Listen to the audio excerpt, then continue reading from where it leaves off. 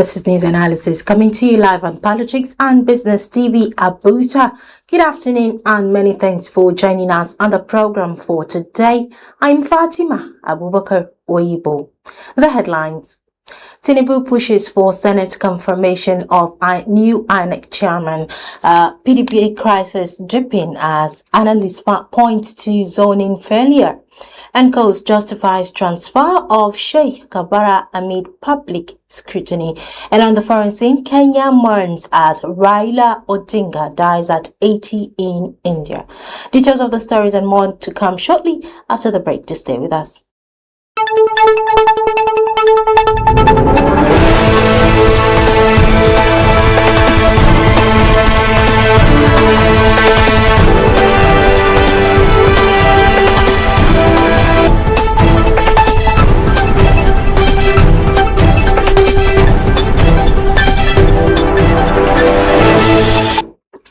Welcome back.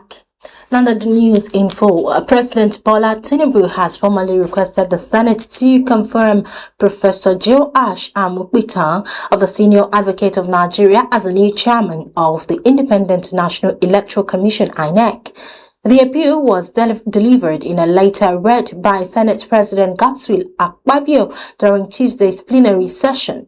Tinubu emphasized that the nomination aligns with Section 154, subsection 1 of the 1999 Constitution, following Amukbitan's endorsement by the Council of State last Thursday. The president urged lawmakers to give the appointment to their usual expeditious consideration, highlighting Amukbitan's credentials as a senior advocate of Nigeria and law professor at the University of Jos. The nomination comes amid political scrutiny, with opposition voices raising concerns over the independence of the electoral body. However, Tinubu remains firm in his choice, enclosing Amukbitan's curriculum vitae and expressing confidence in his ability to lead INEC through future electoral reforms. The Senate is expected to commence screening procedures in the coming days as the nation watches closely for developments that could shape the integrity of the upcoming elections. Meanwhile, a political analyst has attributed the ongoing crisis within the People's Democratic Party (PDP) to its failure to zone the 2023 presidential ticket to the south. Speaking on one of the news outlets, Majid Dahiru described the decision as a mortal sin, arguing that it alienated key southern stakeholders and triggered a wave of defections, including that of Enugu State Governor Peter Mba to the ruling All Progressive Congress. Dahiru emphasized that PDP's abandonment of its zoning principle not only fractured internal unity but also undermined its credibility among southern constituents. He warned that the party is now on a political death spiral, predicting its collapse by 2027 if corrective measures aren't taken. The crisis has reportedly intensified ahead of 2027 elections, with southern leaders rejecting recent zoning discussions as exclusionary and manipulative. In another development, the Nigerian Correctional Service and NCOS Kano State Command has defended its decision to transfer embattled Islamic cleric Sheikh Abdul Jabbar Kabara to a federal custodial facility. In a statement released Wednesday, the command spokesperson CSC Musbahu Lawan Kofar Nasarawa explained that the move was in line with operational guidelines and the Nigerian Correctional Service Act of 2019. He emphasized that inmate transfers are routine and based on factors such as security classification, facility availability, and rehabilitation needs.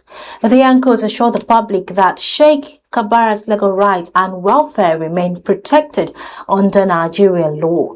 The transfer, which follows his conviction for blasphemy, has stirred public interest, but officials insist it does not affect his access to legal representation or his right to appeal. The service reiterated its commitment to transparency and adherence to constitutional mandates in managing inmates across the country. You're still watching news analysis right here on Politics and Business Television. Still to come, fuel prices soar as marketers blame depots for supply crisis. Details of this headline and more news content after a quick break. Stay with us.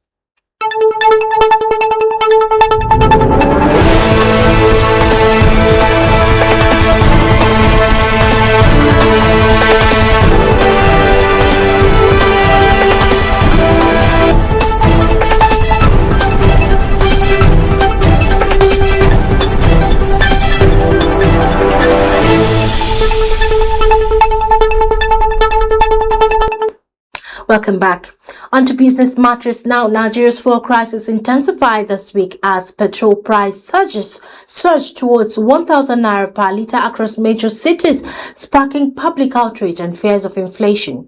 Independent marketers have pointed fingers at private depots for the sharp hike, accusing them of hoarding and inflating price amid supply disruptions. The situation has been worsened by production setbacks at the Dangote Petroleum Refinery, which reportedly halted loading due to internal restructuring and technical issues. Petrol now sells between 920 naira and 955 naira per litre nationwide, with some stations in Abuja, Sokoto and Lagos hitting the 1,000 naira mark. The Independent Petroleum Marketers Association of Nigeria, IPMAN, says its members are exploring independent importation to ease the crisis. Meanwhile, motorists and businesses brace for the ripple effect as the cost of transportation and goods continues to climb. On the foreign scene, Kenya's longtime opposition leader and former Prime Minister Raila Odinga has died at the age of 80 while receiving treatment in India. According to the Indian police, Odinga collapsed during a morning walk in Kerala state alongside his sister, daughter and personal doctor. Despite immediate CPR and emergency care at a nearby hospital, he was pronounced dead from cardiac arrest.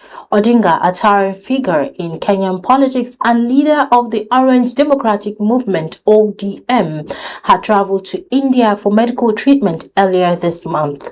His death marks the end of an era in East African politics, as he was widely regarded as a symbol of democratic resistance and reform. President William Ruto and Odinga's family are expected to address the nation shortly. Now for sport news, let's join Abel Sunday.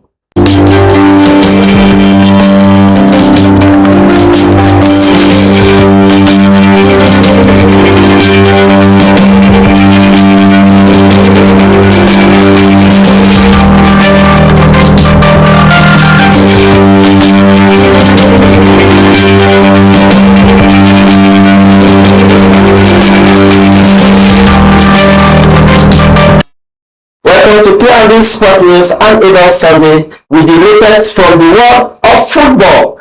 African representative for the 2026 FIFA World Cup have been confirmed. 9 nations have officially booked their tickets to North America. Leading the charge are the African Lions of Morocco, joined by Tunisia, Egypt, Algeria, Ghana, Cape Verde, South Africa, Cote d'Ivoire, and the Tiger Lions of Senegal. But the journey isn't over yet.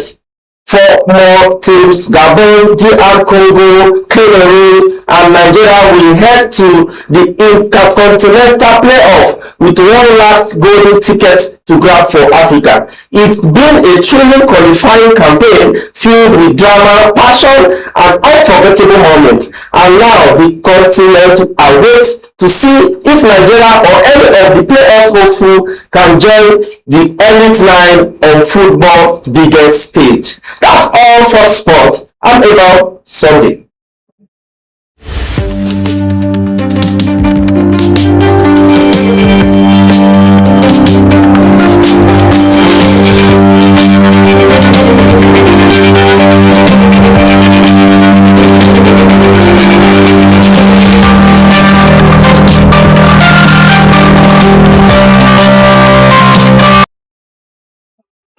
Welcome back.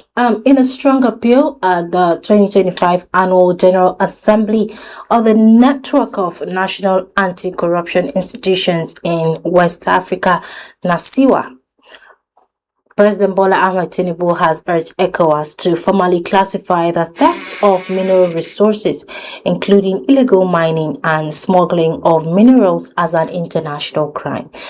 Represented by the Secretary to the Government of the Federation, George Akume, the President said such crimes are fueling insecurity across West Africa. They contribute to proliferation of weapons, banditry, kidnapping, and undermine the region's development prospects. Tinubu also emphasized that no country can fight illicit outflows alone, calling for stronger regional cooperation through platforms like NASIWA, enhanced asset recovery, improved intelligence sharing, and stricter rules around the trade in stolen minerals. This proposal raises big questions. If resource theft is declared an international crime, what legal, political, and practical changes are required? What impact could this have on communities where illegal mining is already entrenched, and can ECOWAS deliver on this call for criminalization? This and more we'll be discussing tomorrow on News Analysis. We'll be asking our guests whether this proposal is feasible and what risks and benefits lie ahead. And that wraps up the program. But before we go, the headlines again. Tinubu pushes for Senate confirmation of new INEC chairman. PDP crisis deepening as analysts point to zoning failure. ENCOS justifies transfer of Sheikh Bara amid public scrutiny. On the foreign scene,